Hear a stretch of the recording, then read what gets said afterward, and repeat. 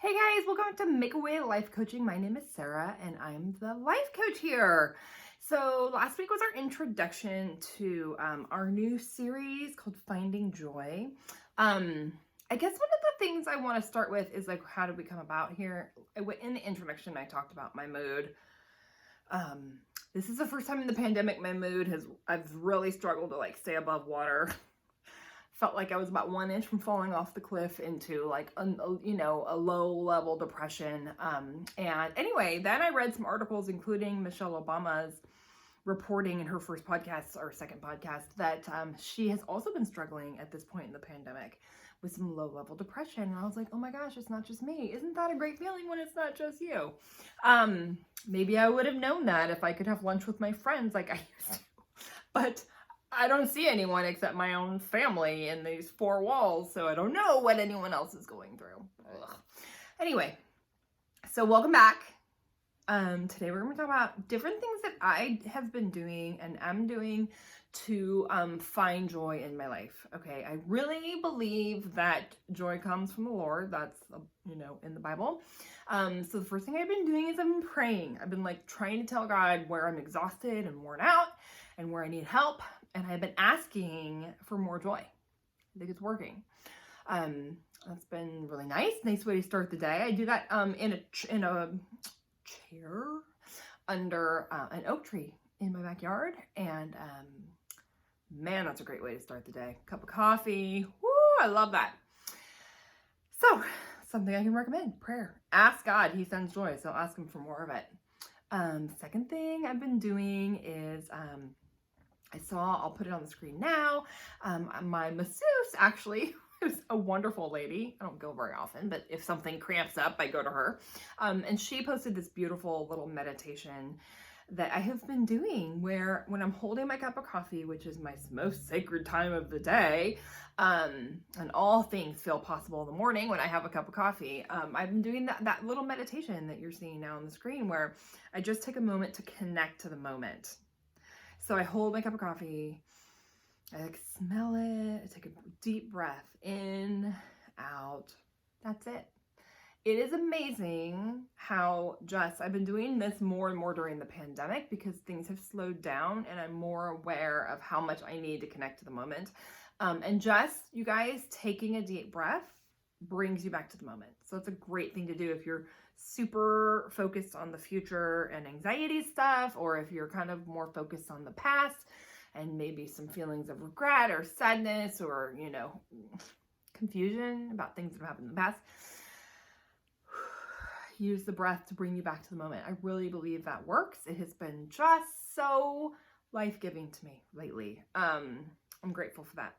Thank you, my masseuse, for posting that and inspiring me. So that's another thing I've been doing. The third thing I've been doing, I have been diving into the Enneagram. That is something I avoided. I have, you guys, no shortage of personality profiles that I know and I understand and I know how to administer them to people, but the Enneagram was new to me. And I avoided it for years because it's numbers and I have dyscalculia and I hate numbers and I can barely remember what number I am because I'm so bad at numbers. It's epic. And I didn't want to have it in my practice with my clients because then they'd be like, oh, I'm a 3. And I'd be like, 3. I don't know what that means because I can't remember numbers at all. So anyway, this pandemic has been amazing because I have so much more time to learn. And the way I've been learning is through reading, but also through podcasts. Oh, I'm having so much fun. It's been a fantastic free thing for me to do. So if you love to learn, man, hop on a really amazing podcast where you can learn something new in the world. That really, if you're like me, I'm an Enneagram 8, that like lights my fire. And then my poor husband comes home and he's the first adult I've seen all day. And I'm like, blah, blah, blah, blah, for 20 minutes, like telling him every single thing about the Enneagram that I learned through the podcast. And he's very patient with pretending to listen to me. He's a really good pretender too. Like most of the time I believe him. And so that's been super life-giving. I can recommend that as another free thing to do, or like find some new podcasts. If you don't know about the Enneagram, I think it will change your life. It has the weirdest name. Another reason I avoided it was I didn't like the name. It sounds like an enema. Why did they name it that? It's very ancient. They must not have had like marketers back then to help them choose names for things. In fact, I know they didn't.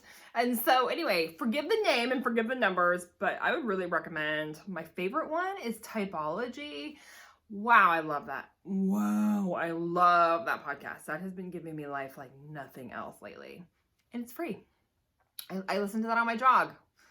And oh my gosh, I just love that time. Okay, so another thing I've been doing, based on what I'm learning about the Enneagram, I know I'm a type 8. They are the challenger. We are the challengers. It's a pretty intense number to be. You can probably tell I'm a pretty intense person because you watch these videos. But one of the suggestions I heard was that a type 8 can become more, spiritually evolved, which is something I'm interested in, by spending more time in the moment and by like literally just doing things like yoga or deep breathing. Of course, I hate all those things because they're boring and I want to do fast, fun, active things.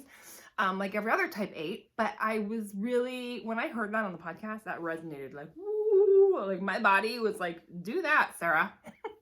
The Holy Spirit was like, yeah, do that, Sarah. So I've been doing it kind of against my will. I feel like a hostage. I'm just doing it out of obedience to like God and also my body that's telling me to do it. So I found this great yoga channel you might already know about. It's free on YouTube, Yoga by Adriene. And she has a ton of beginner videos, and wow, when I am like dead asleep and in the middle of the night, my back is not tight. Like, thank you, Lord. I mean, my body really did need yoga because I have been like, so tight for so many years. And now I'm just like, wow, I'm really starting to loosen up in my muscles and I can sleep better. It's like amazing. So that's another free thing that I'm doing to find joy in my life is like yoga on YouTube. It's surprisingly amazing, you guys. I highly recommend it. Again, connecting with my breath. Yoga helps you do that and really trains you to do that, but you can also just do that. You don't have to be like a yogi. Another thing I decided would be fun. I know that a lot of people are sick of like pandemic productivity and pandemic projects, but I am not sick of those. I am somebody who likes to be forward moving and I like to have something I'm focusing on and working on. And lately that's been a little bit hard because like I never leave the house. And so one thing I've decided in this pandemic is that I am going to get Michelle Obama arms. It's so funny how much I'm talking about Michelle Obama in this series. I don't know why that is, but she's in my subconscious for some reason. I don't ever feel good in a sleeveless dress. And so I was like, you know what? Arms firm up pretty fast. Like, this is something I could add to my jogging and yoga routine where it's like a quick body weight exercises like push-ups and all this other stuff.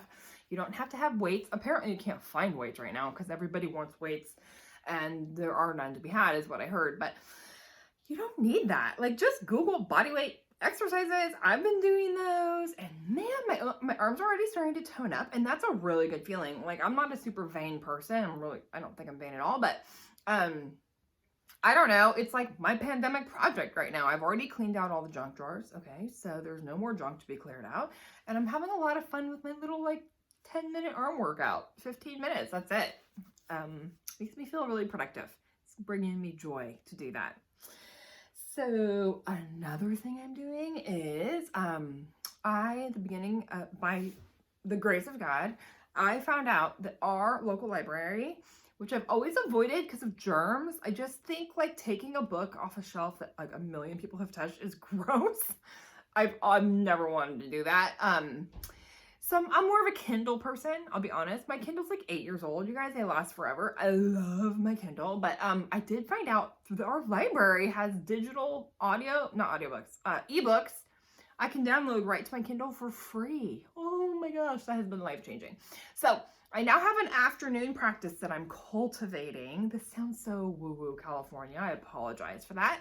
But I do live in woo-woo California, so it all adds up. But that's what I've been doing. So in the afternoon, I tell my boys, I want uninterrupted 1 hour. I sit on the couch, I make a cup of green tea because I can drink that and still sleep. Plus it's good for you. And I just take out my Kindle, and I've been reading all these books about the Danish Hygge. I don't think I'm saying that right.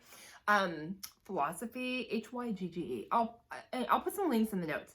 But I've been reading these books for free from the library on my Kindle, no germs. And oh man, it's like how the Danish cultivate this really cozy way of being. My husband used to actually play soccer there, and I love it there. I do not love the weather, and it would crush my soul to live there because of the weather. But man, when you're there, it's just like so cozy and beautiful and wonderful. And part of that is actually how bad the weather is. It makes you want to like cozy up with a blanket. Here in California, we don't do a lot of blanket cuddling most of the year. It's like 3 months in the winter, that's about it. But I've been just getting cozy on the couch, uninterrupted, with a dog on my lap, with my cup of tea, reading about how I can make my life and my home more cozy. And that, according to the Danish. It's actually been so fun, you guys. I don't know. I like to learn. Find what you like. Maybe you're not a learner. Maybe you like to do other things. What do other people do? You tell me, put it in the comments. I'll learn from you. But find what fills you up. Do that thing. There's a million resources, you guys. I can't believe how many free things there are in the world.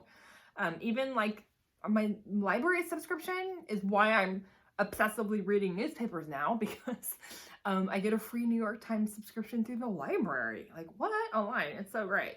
So anyway, now I spend like 3 hours reading the newspaper in the morning. Maybe not healthy. I'll have to evaluate that later.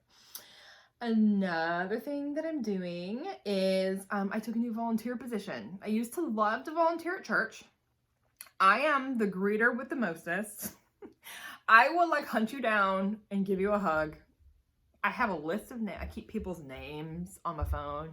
Every week I add to my name list, and I add descriptors like beautiful scarf lady is named Tara or whatever.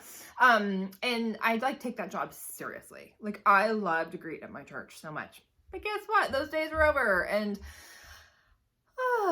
also can't leave my Bible study, which is something that I love to do. And so I was like, I need to find something else to volunteer for, because I love to be active and volunteer. And so what I realized was I would keep my eyes out and just kind of let the universe send me something. And an organization that we have actually been giving to for so many years supports a couple of schools in Ethiopia for, very poor children. And so we sponsor kids there. They sent an email and they're like, we're looking for someone to help us out. And I was like, I will do that. So that is something I'm doing now. In the morning, I'm going to drop a newspaper and do an hour of that every day, which I'm sure is way healthier and way better for the world. So I just started doing that, and it's been really fun for me. It's an extrovert job. I reach out to other sponsors and talk to them and encourage them and tell them what's going on in Ethiopia. And I just like love that. I'm super passionate. My boys are adopted from Ethiopia. So it's like hits my heart and gets me active. Not like active workout, but active in my mind and on the phone and via email. And that's been really super fun for me. And then the last thing I'm doing is we're talking about this more next week, is I am photo documenting one thing a day that brings me joy. It's been so fun, you guys. Oprah used to encourage us to keep gratitude journals. I used to do that, but then I would miss like a week because I just would forget, and then I'd feel down on myself. So what I'm doing this time is way more cash. I'm just, whatever it is that brings me joy that day, I snap a picture and I'm putting it on my Facebook and my Instagram pages. And it's also like a little document series for me. I can look back. Facebook will remind me every year, and I'll be like, oh yeah, back in 2020 when my mood was about to jump off the cliff of depression, I did that instead. And look at all those things that brought me joy. So I'm looking forward to those memories someday when this is all over. But yeah, so that's like something simple. Here's what's so powerful about the brain. The brain is super responsive. It basically believes what you tell it to believe. And it follows what you tell it to follow. So if you wake up every day and you're like, I'm going to be on the lookout for my 1 or 2 things, or 5. Oprah used to say 5 things that bring me joy. For me, 1 is what I'm doing right now. Then all day, your brain is scanning for good things. Like, how powerful is that, you guys? So I think that's a fantastic thing to do. It's free. Take a photo of it, put it on your Facebook page, or create a blog of it, or just keep it on your phone, whatever you want to do. Send it to your best friend, because I think all of us need to talk to our best friends more right now. And I don't know. I just think that has really been lifting me up. And I hope it will do the same for you. While we're there, I want to talk to you about going to my website, makeawaylifecoaching.com, because you'll see the links on my website to my Facebook and Instagram page. I would love it if you would check out my pages and check out the things that are bringing me joy. And here on YouTube or on the social media pages, if you want to post your picture of the day, I would absolutely love to know what is bringing you joy. That would bring me even more joy. You would be blessing my pants off. So thank you for joining us. Well, while you're on the website, go ahead and subscribe, and I'm just about to send out my next email. I do those once a month, and it's, I think, really good stuff that only my subscribers get. So while you're on makeawaylifecoaching.com, go ahead and subscribe. Thank you for joining us. This series is called Finding Joy, and I hope that one or two of these ideas either resonated with you as something you could do, or maybe you're totally different and you don't like yoga and you don't like learning, but you like cooking or quilting or something, and that this will inspire you to be more intentional about bringing more joyful activities into your life to help boost our moods, because we all need it right now, you guys. You're not alone. Thanks for joining us. Come back next week. We're going to be doing more of this. It's going to be super fun. Take care, and I will see you then. Bye-bye.